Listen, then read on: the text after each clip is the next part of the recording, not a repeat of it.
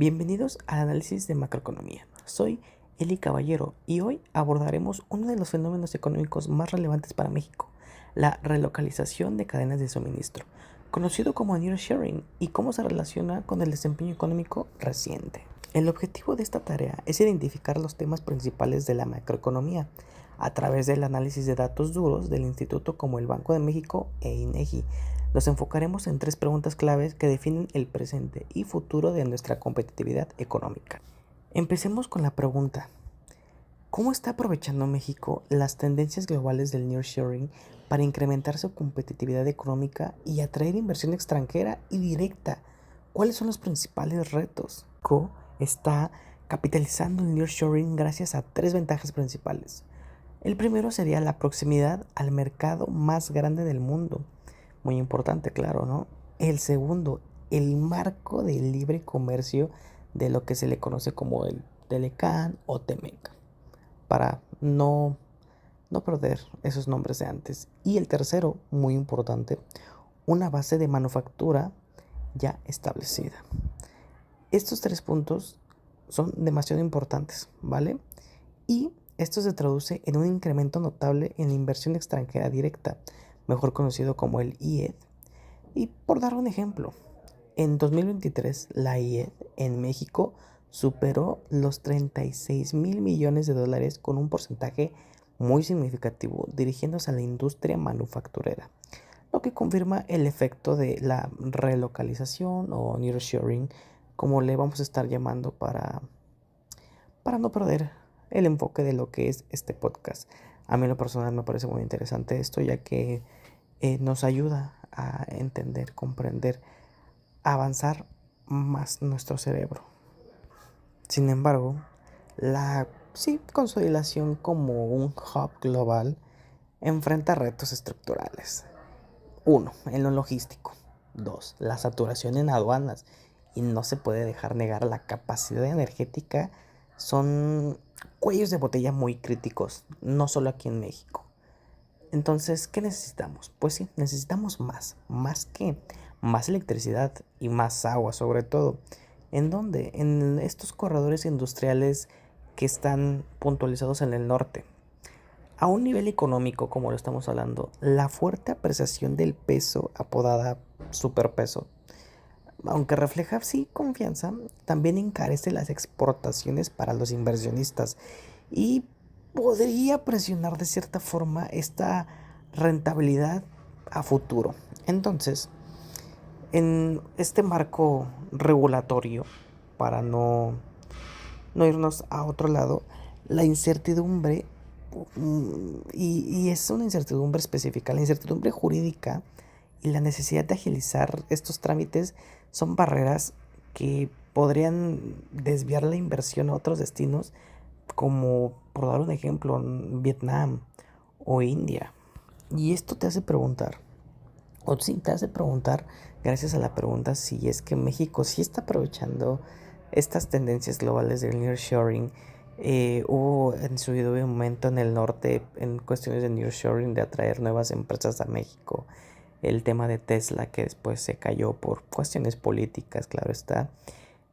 Pero sí te hace preguntar si México está incrementando esta competitividad económica, si se está trayendo inversión extranjera directa, qué, qué son los retos reales que se tiene que combatir México y cuáles son los que la verdad es que es una mentira que está combatiendo. A mí en lo personal, respondiendo a esta pregunta, a una opinión más personal tal cual, no yéndonos al lado más técnico, más podcastero, más screencast, nada de ello. Se me hace más la pregunta. Siento que México de cierta forma ha aprovechado. Tenemos una amplia manufactura, un amplio sector en el que está ahí en cuestiones de nearshoring, pero le falta un toque más, le falta un poco más. Le falta un poco más porque sí tenemos, por ejemplo, en el Bajío, ¿no? Todas estas empresas de manufactura de automóviles y si estoy entendiendo bien, pues es parte, ¿no? De que se atraiga el nearshoring, que se atraigan nuevas empresas. Hay muchos datos duros, demasiados datos duros que nos indican que, que no se está haciendo lo correcto, pero Vamos a otra cosa. Pasemos a la pregunta B. Menos bla bla bla y más datos. ¿Qué políticas económicas han implementado y cómo se comparan sus resultados frente a las expectativas del mercado? Es muy importante enfatizar ello, o sea, ¿qué políticas económicas se han implementado? Antes de empezar a dar los datos, todos tenemos cierta ignorancia y puedo decir que yo no sabía que se habían implementado lo que les voy a comentar más adelante, pero las expectativas del mercado son muy duras, ya que las autoridades mexicanas han seguido dos vertientes: la política fiscal de, sí, austeridad impulsada por la Secretaría de Hacienda, ¿quién más? Y la política monetaria del control, que esto ha sido que sea un inflacionario, de cierta, si no está mal dicho la palabra, aplicado por el Banco de México. ¿Y quién es el Banco de México? Banjico, obviamente, ha utilizado esta tasa de interés de referencia como su principal herramienta. Esta se elevó a niveles históricos, están máximos históricos y es muy impresionante. Históricamente hablando, estos niveles son muy altos para contener la inflación que se disparó post pandemia. Es demasiado. Para darle los resultados son mixtos, la verdad. Los resultados son mixtos, ya que la inflación ha disminuido desde sus picos máximos, pero la inflación subyacente, que es la más difícil de controlar aquí en cualquier país que esté en subdesarrollo, se mantiene por encima del objetivo del 3% aproximadamente. Hay unos datos que son diferentes, pero aproximadamente es el 3%, que es muy grande. Por otro lado, la fortaleza de empleo es, sí, el gran éxito. Todo esto gracias a dónde? A la reactivación post pandemia. De hecho, yo creo, opinión personal, que si estuviéramos en pandemia, México hubiera caído muy, muy, muy, muy, muy loco. Pero bueno, gracias a esta reactivación post pandemia y el nearshoring, muy importante el nearshoring, la tasa de desocupación se encuentra ahora es diferente, en mínimos históricos, lo que supera todas las expectativas del mercado en términos de creación de impuestos, vamos a decirlo así, ¿no? Entonces el reto es muy clave. De hecho, el reto es clave, el único que hay. Aunque sigue siendo la productividad, y sí, aunque hay más empleo y el crecimiento de la productividad total de los factores, que es el PTF, se ha mantenido estancado, muy tranquilito. Lo que limita el crecimiento potencial del PIB es, sí, pues es lo que limita el crecimiento potencial del PIB en el largo del plazo. O sea, no hay que mentir nada. Y volvemos a lo mismo de hace unos minutos. Hay que repasar la pregunta, ¿no? O sea, sí es que las políticas económicas se han implementado, se han visto resultados diferentes, o es que estamos peleándonos contra una pared, ¿saben? Eh, Espero y estemos entendiendo estos pequeños apartados que estoy dando. Es como para que, dígase que usted, maestra, me escuche, o quien me esté escuchando, que podamos también tener no solamente es lo técnico, los datos, sino que también escuchen la opinión de un mexicano más, ¿no? Que, que estamos peleados los jóvenes con ciertas políticas que nos afectan directamente, y esa es una realidad. Y ya casi finalizamos. La realidad es que ya casi finalizamos.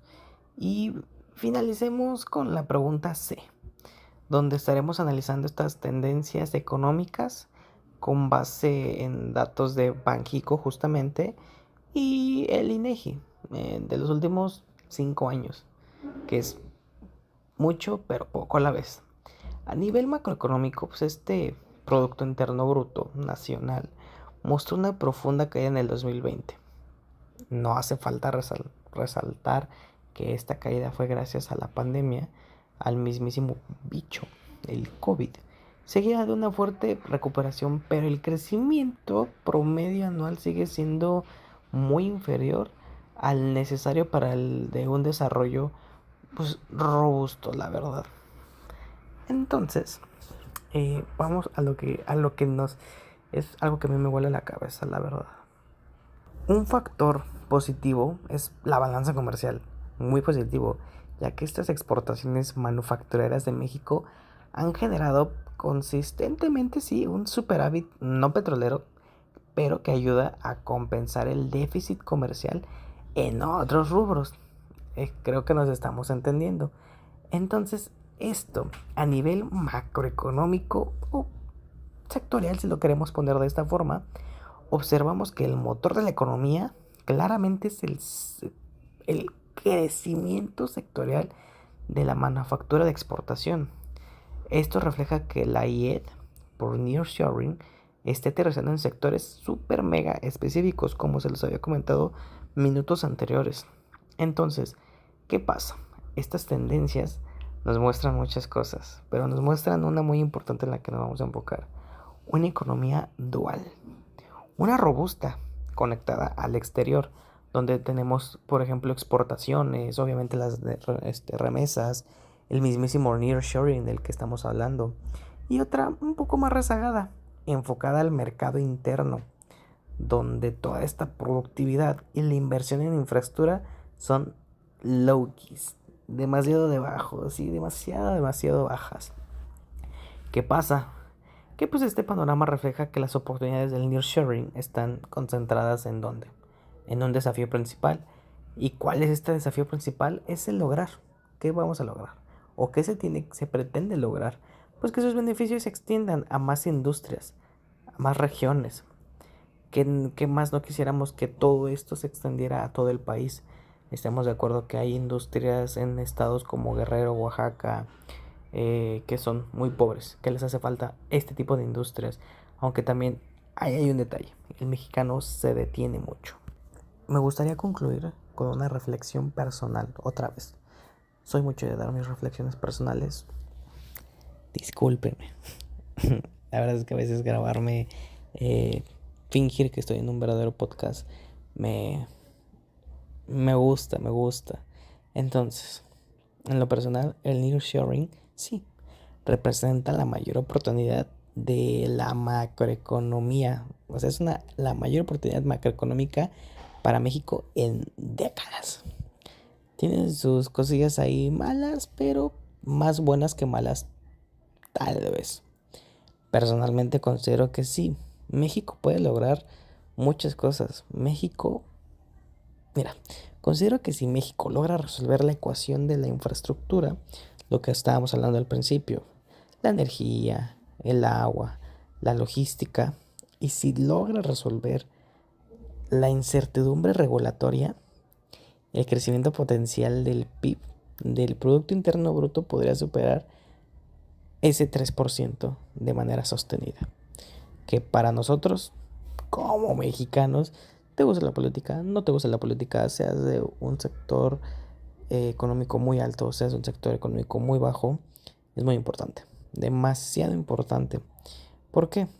Porque pues, la verdad es que la implicación ante el contexto internacional es clara.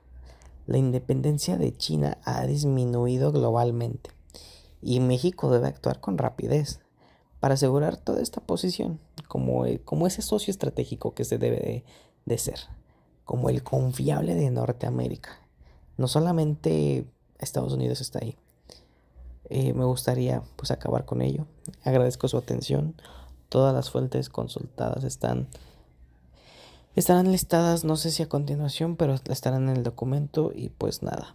Muchas gracias de antemano por esta oportunidad y buen día.